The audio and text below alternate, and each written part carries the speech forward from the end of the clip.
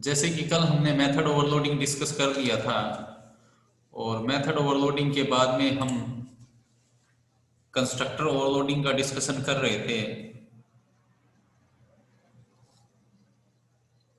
Time limitation की वजह से हम उसको कंप्लीट नहीं कर पाए थे, आज हम कंप्लीट करेंगे इसको। कंस्ट्रक्टर मैं ऑलरेडी डिस्कस कर चुका हूं कि व्हाट इज कंस्ट्रक्टर। हमने कंस्ट्रक्टर के कई टाइप्स भी पढ़े थे। कंस्ट्रक्टर ओवरलोडिंग जो था हमारा पेंडिंग था, तो सिंपली कल हम इसी का डिस्कशन कर रहे थे, उसी को कंटिन्यू रखते हैं। सपोज करो कि आपने क्लास बना ली सैंपल और आपने इस तरीके से इसमें एक डिफॉल्ट कंस्ट्रक्टर ले लिया,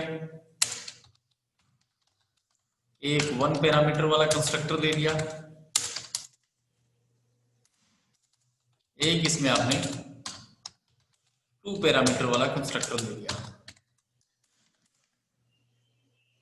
तो यहां पर आपने 3 कंस्ट्रक्टर लिए हैं।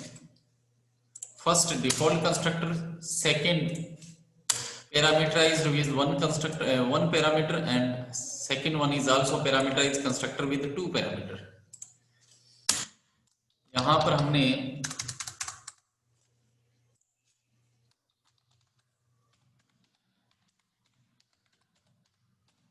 एक मैसेज प्रिंट किया, इस तरीके से मैसेज प्रिंट कर दिया।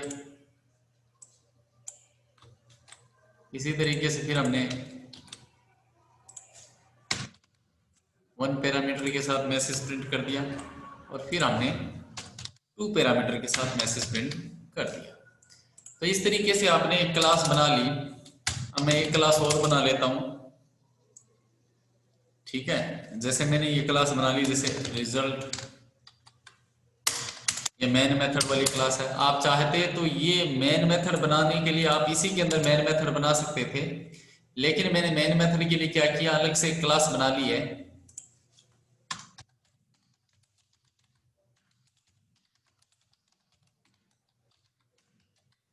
यहां पर हमने मेन मेथड के लिए अलग से क्लास बनाई और इसमें मेन मेथड बना दिया।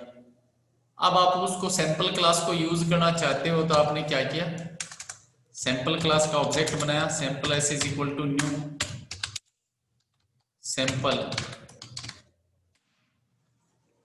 तो जैसे ही आप सैंपल क्लास का ऑब्जेक्ट बनाते हो, जैसे ही आपने सैंपल क्लास का ऑब्जेक्ट क्रिएट किया और आपने ऑब्जेक्ट क्रिएट करते वक्त यहां पर कोई पैरामीटर नहीं दिया, तो ऑटोमेटिकली क्या होगा, जैसे ही आप सैंपल क्लास का ऑब्जेक्ट क्रिएट करोगे, सैंपल क्लास का ऑब्जेक्ट क्रिएट करते ही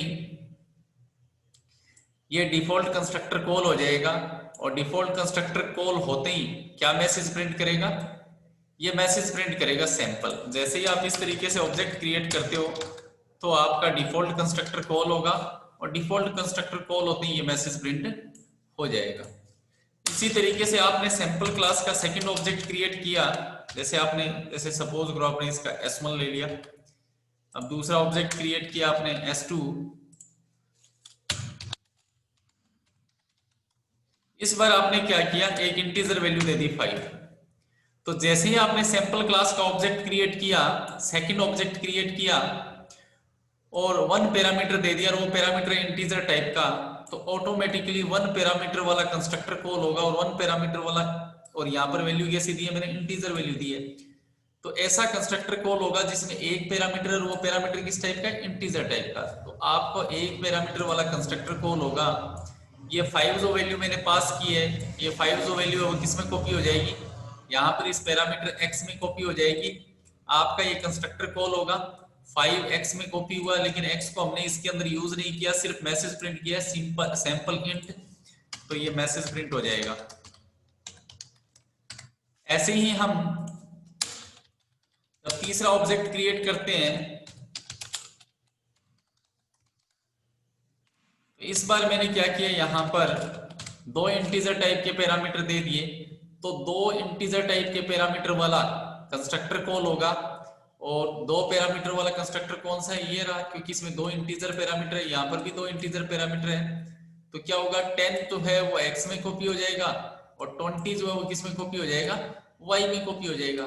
हमने x और y को यहाँ पर यूज नहीं किया है, सिर्फ मैसेज प्रिंट किया है सैंपल इंट इंट। तो इस तरीके से आपका मैसेज प्रिंट हो जाएगा sample int comma int. This is called constructor overloading. This is called constructor overloading. When constructor is used for multiple purposes, then it is called constructor overloading. ठीक है, तो सिंपली यहाँ पर कंस्ट्रक्टर ओवरलोडिंग के लिए मैंने बताया, if constructor is used for multiple purposes, then it is called constructor overloading. और हमें पता है कि आप एक क्लास के अंदर एक से ज्यादा मतलब आप जो है वो एक क्लास के अंदर एक जैसे डिफॉल्ट मतलब एक जैसे कंस्ट्रक्टर नहीं ले सकते। मतलब आप सेम पैरामीटर के मोर देन वन कंस्ट्रक्टर नहीं ले सकते, इसलिए आपको क्या करना पड़ता है, पैरामीटर में डिफरेंस करना पड़ता है। जैसे आपने इसके अंदर पैरामीटर ही नहीं लिया, इसके अंदर 1 पैरामीटर ले लिया, इसके अंदर 2 पैरामीटर ले लिया, तो आप ये कहोगे same parameters we can not take, या ऐसे लिख दो, we can not take more than one constructor, more than one constructor of same parameters। हम into a single class, into a single class, आप एक सिंगल क्लास के अंदर same parameter के एक से ज्यादा कंस्ट्रक्टर नहीं ले सकते, इसीलिए आपने क्या किया है, पैरामीटर में डिफरेंस किया है। इसमें कोई पैरामीटर नहीं, इसमें 1 पैरामीटर, इसमें 2 पैरामीटर है। तो जब आपने ऑब्जेक्ट बनाते वक्त कोई पैरामीटर नहीं दिया तो यहाँ पर डिफॉल्ट कंस्ट्रक्टर कॉल हुआ। एक पैरामीटर दिया तो एक इंटीजर पैरामीटर वाला कंस्ट्रक्टर, जब 2 इंटीजर पैरामीटर दे तो 2 इंटीजर पैरामीटर वाला कंस्ट्रक्टर कॉल हो गया। अब सिंपली आपकी किस क्लास के अंदर मेन मेथड है, आपका मेन मेथड है इस रिजल्ट नाम की क्लास के अंदर। तो यहां पर हम सिंपली क्या करेंगे, सेव करेंगे प्रोग्राम को,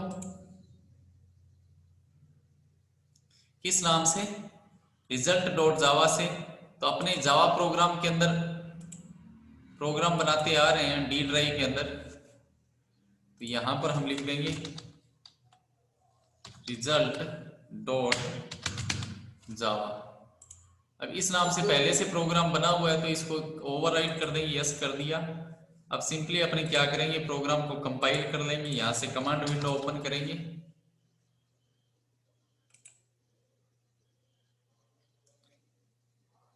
आपने जो प्रोग्राम सेव किया है वो डी ड्राइव के अंदर जावा अंडरस्कोर प्रोग्राम नाम के फोल्डर के अंदर सेव किया है।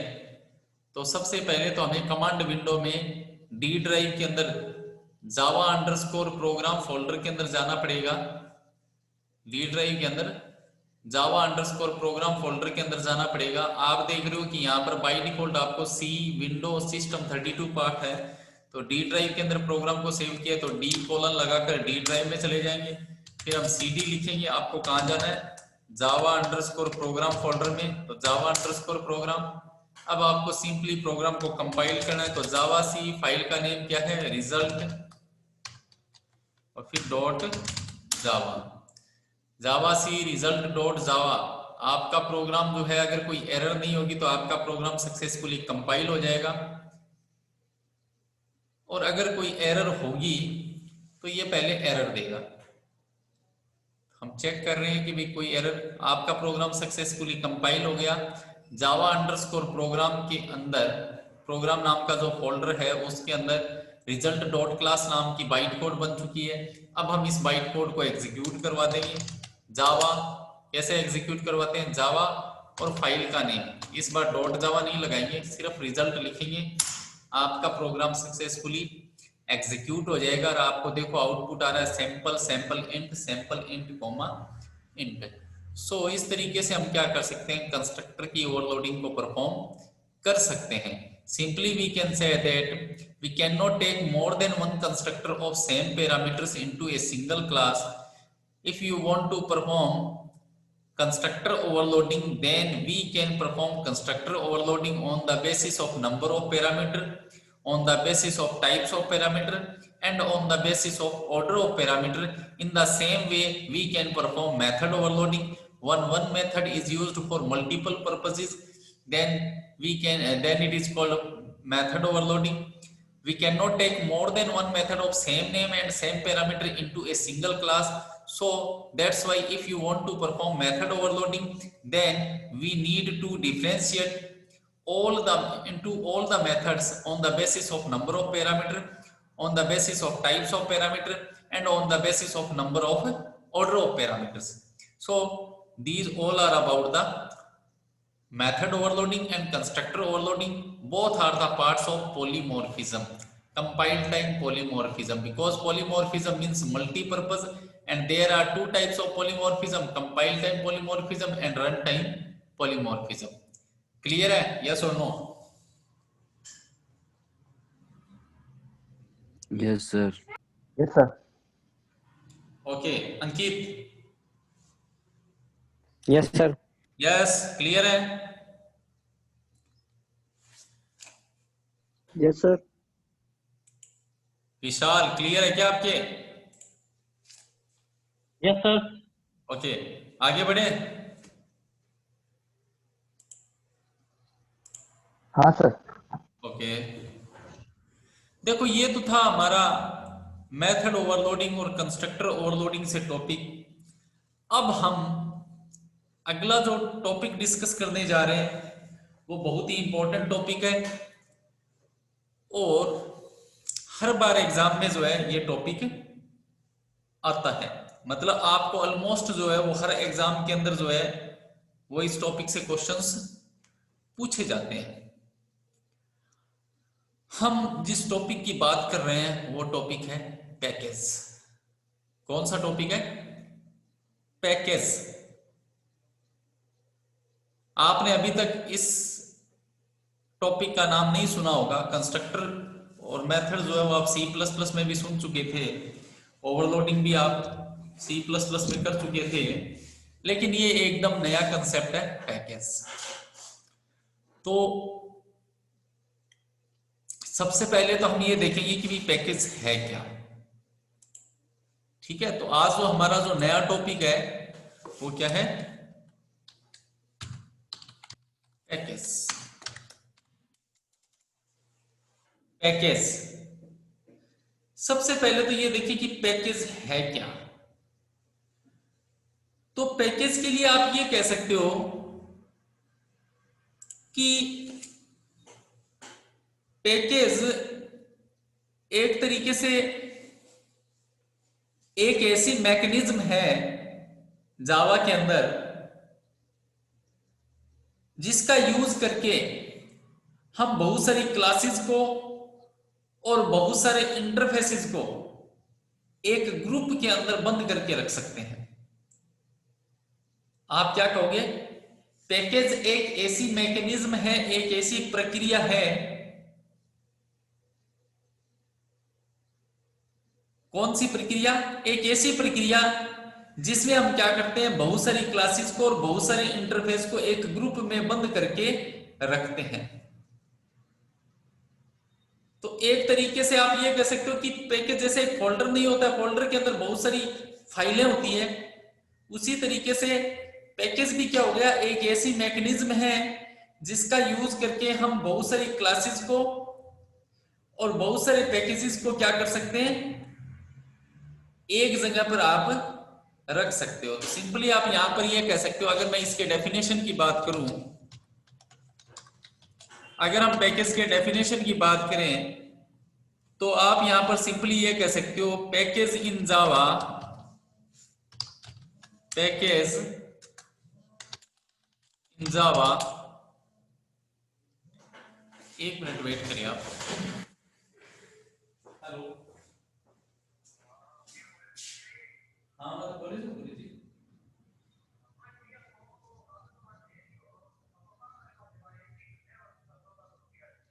हाँ हाँ हाँ कर देंगे।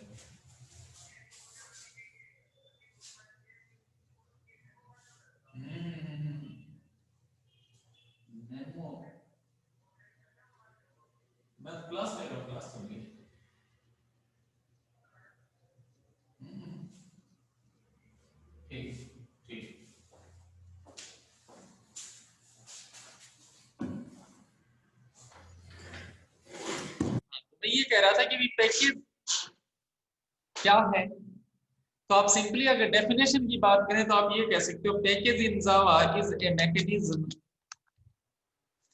A mechanism package in Java is a mechanism to encapsulate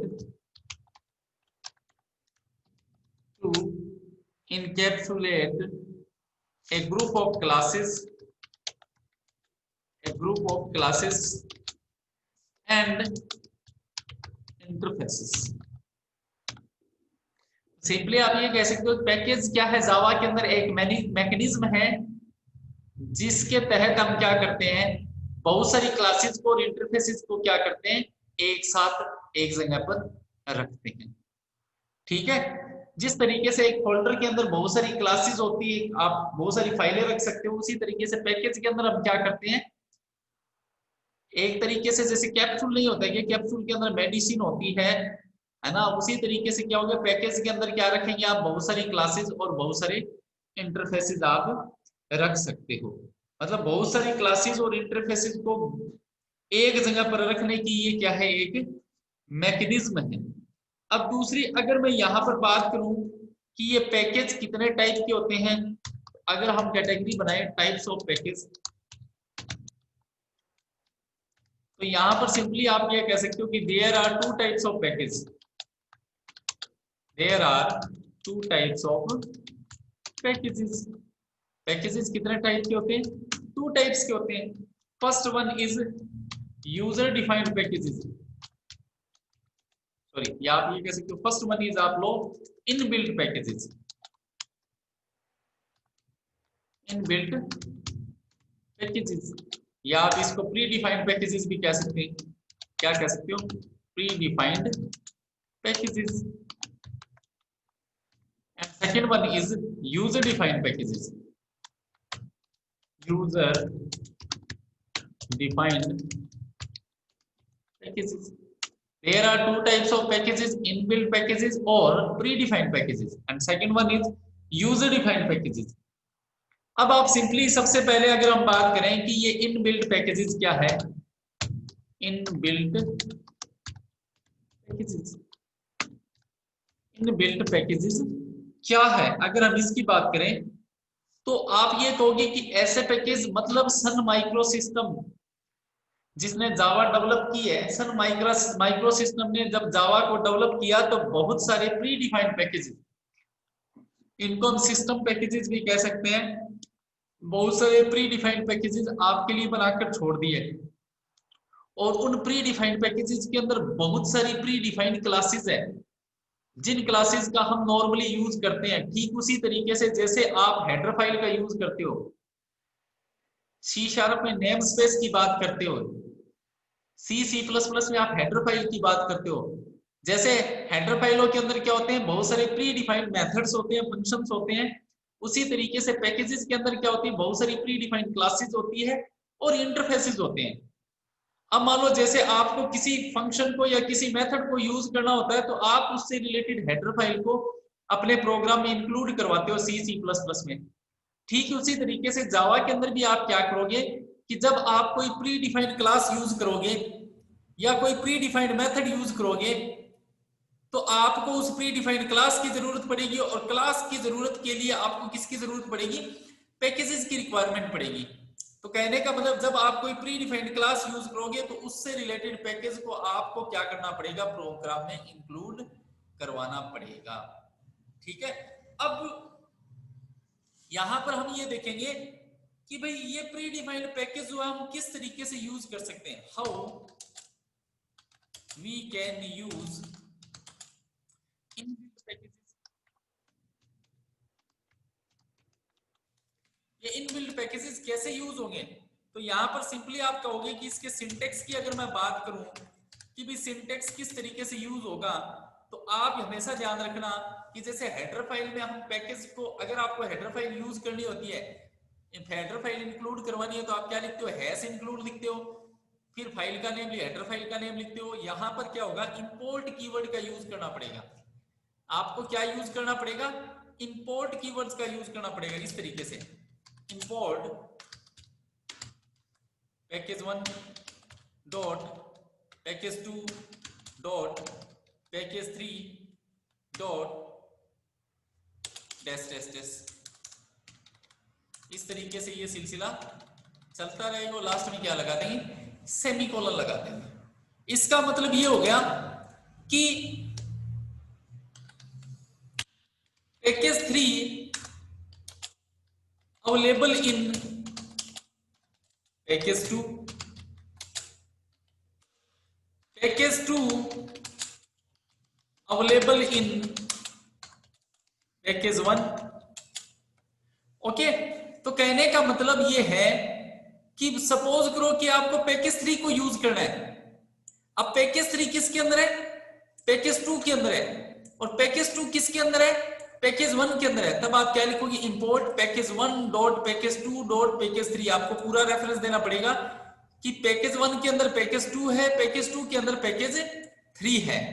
ठीक है, ये बात समझ में आई। या फिर आप क्या कर सकते हो, आप ऐसे भी लिख सकते। अब ये जो सर पैकेज 1 का क्या करेंगे फिर?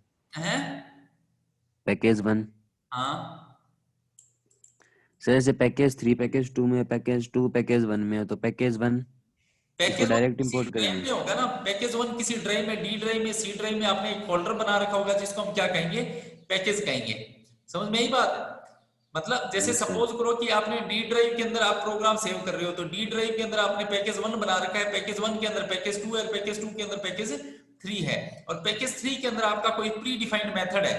अगर आपने पैकेज 3 के प्री डिफाइंड मेथड को यूज करना चाह रहे हो तो आपको ये रेफरेंस देना पड़ेगा, import package 1 dot package 2 dot package 3, कि आप और पैकेज 3 यूज कर लिया तो पैकेज 3 के अंदर जितने भी मेथड्स है वो सारे अवेलेबल हो गए। तो सिंपली आप ये कहोगे कि आप पैकेज 3 को यूज करने के लिए आपको पैकेज 2 को यूज करना पड़ेगा, पैकेज 2 को यूज करने के लिए आपको पैकेज 1 का यूज करना पड़ेगा। तो यहां पर आप ये कह सकते हो कि ये जो है ना, ये आपका पैकेज 1 ये तो हो गया पैकेज, और बाकी ये पैकेज 2 पैकेज 3 ये क्या हो गए, सब पैकेज हो गए। आप यहां पर ये कहोगे कि ये पैकेज 1 है, ये तो आपका पैकेज हो गया, पैकेज 1 तो क्या हो गया, पैकेज हो गया। और ये आपका पैकेज 2 और पैकेज 3 जो इसके अंदर आ रहे हैं, ठीक है, ये क्या हो गए, आपके सब पैकेज होंगे। ये क्या होंगे, आपके सब पैकेज होंगे जो पैकेज के अंदर पैकेज ले रखे हैं। या आपकी इसकी शॉर्ट ट्रिक और है, वो शॉर्ट ट्रिक क्या है, वो शॉर्ट ट्रिक ये है कि अगर आप ये लिख देते हो, इंपोर्ट पैकेज 1 डॉट स्टार, आपने क्या लिखा, इंपोर्ट पैकेज 1 डॉट स्टार, इसका मतलब पैकेज 1 के अंदर जो कुछ भी है वो सब, स्टार का मतलब होता है ऑल, यहां पर स्टार का मतलब क्या है, ऑल से है, स्टार मींस ऑल। अगर आप यहां पर लिखते हो इंपोर्ट पैकेज 1, इसका मतलब ऑल सब packages, all classes, all methods which are available in package 1 should be imported here। इसका मतलब क्या हुआ, जब आप लिखते हो इंपोर्ट पैकेज 1 डॉट स्टार, इसका मतलब पैकेज 1 के अंदर जो कुछ भी है वो सब क्या हो जाए, इंपोर्ट हो जाए। इसका मतलब आपके प्रोग्राम में पैकेज 1 के अंदर जो कुछ भी है, अब पैकेज 1 के अंदर अभी हम देखें तो क्या है, पैकेज 2 पैकेज 3, मतलब जितने भी सब पैकेज होंगे वो सब अवेलेबल हो जाएंगे, उनके अंदर जो प्री डिफाइंड क्लासें हैं वो सब अवेलेबल हो जाएगी। तो मेरे कहने का मतलब ये है कि अगर आप डॉट लगाकर स्टार लगा देते हो तो स्टार का मतलब होता है ऑल, इसका मतलब ये हो गया कि पैकेज 1 के अंदर जो कुछ भी है वो सब क्या हो गया, यहाँ पर आपके इस प्रोग्राम के अंदर इंपोर्ट हो गया। इसका मतलब अब आप सब कुछ यूज कर सकते हो। पैकेज 1 के अंदर जितनी भी प्री डिफाइंड क्लासें हैं, जितने भी प्री डिफाइंड इंटरफेस है और जितने भी प्री डिफाइंड सब पैकेजेस है वो सब क्या है, आपके प्रोग्राम में अवेलेबल हो गए। ये बात क्लियर है या नहीं है, यस और नो? क्लियर है सर। सबके? Yes sir sir. यहाँ पे पैकेज 2 अवेलेबल इन पैकेज 1 होगा, डायरेक्ट पैकेज लिख दिया आपने। कहाँ लिख दिया पैकेज 3 सर सिंटेक्स हाँ package 2 is available in package 1. Okay, clear है? Yes yes sir sir clear है। ओके, अब यहां पर क्वेश्चन ये बनता है कि सर ये जो आपने यहां पर अब ये जो प्री डिफाइंड पैकेज है या जो इनबिल्ट पैकेज है, इनको यूज करने का या ये कितने टाइप्स के होते हैं, क्या इनके कोई टाइप्स है? ये जो मैं इनबिल्ट पैकेजेस की बात कर रहा हूं, क्या इनके कोई टाइप्स है? तो यस, इनके क्या है? टाइप्स है, types of inbuilt package.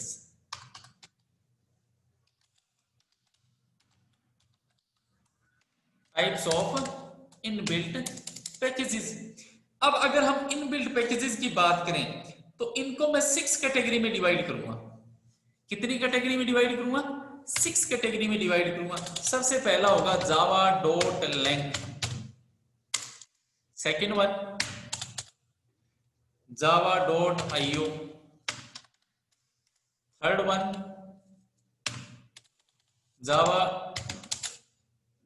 Dot lang, Java dot IO. इसके बाद में आपका होगा Java dot util, Java dot util. Fourth one is Java dot applet, fifth one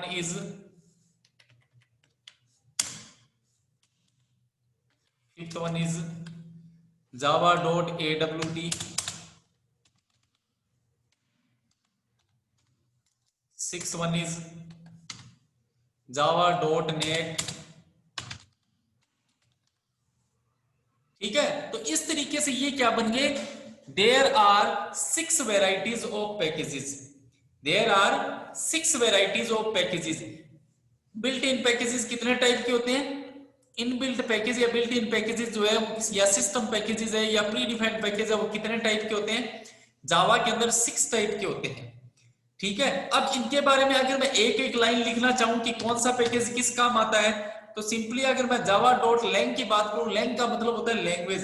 इसका मतलब ये लैंग्वेज को सपोर्ट करने वाला पैकेज है. जब आप प्रोग्राम को एग्जीक्यूट करवाते हो, कंपाइल करवाते हो, तो उस टाइम में जिन रिसोर्सेज की और जिन प्री डिफाइंड क्लासेस की रिक्वायरमेंट होती है, वो सारी की सारी प्री डिफाइंड क्लासेस जो है वो किसके अंदर अवेलेबल होती है? जावा डॉट लैंग पैकेज के अंदर अवेलेबल होती है. ठीक है, और ये जो पैकेज है ये डिफॉल्ट पैकेज है. मतलब अगर आप प्रोग्राम में import Java dot lang use नहीं करते हो तो ऑटोमेटिकली ये पैकेज आपके प्रोग्राम में अवेलेबल होगा जब आप डॉट जावा से प्रोग्राम को सेव कर दोगे. इसका मतलब ये जो है वो क्या है? This is default package. This is default package, मतलब इसको यूज आप नहीं करोगे तो ये ऑटोमेटिकली यूज होगा, क्योंकि लैंग्वेज को सपोर्ट करने वाली सारी क्लासेस इसके अंदर अवेलेबल है. और ये कंटेन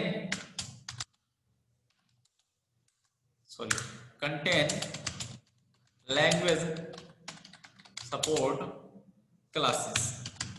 लैंग्वेज को सपोर्ट करने वाली सारी क्लासेस क्या है? इसके अंदर अवेलेबल है. फॉर एग्जांपल अगर मैं एग्जांपल की बात करूं तो जितने भी प्रीमिटिव डेटा टाइप है, जितने भी प्रीमिटिव जैसे इंटीजर, कैरेक्टर, फ्लोट, ये जितने भी प्रीमिटिव डेटा टाइप्स है, और कुछ जैसे मैथ ऑपरेशंस से रिलेटेड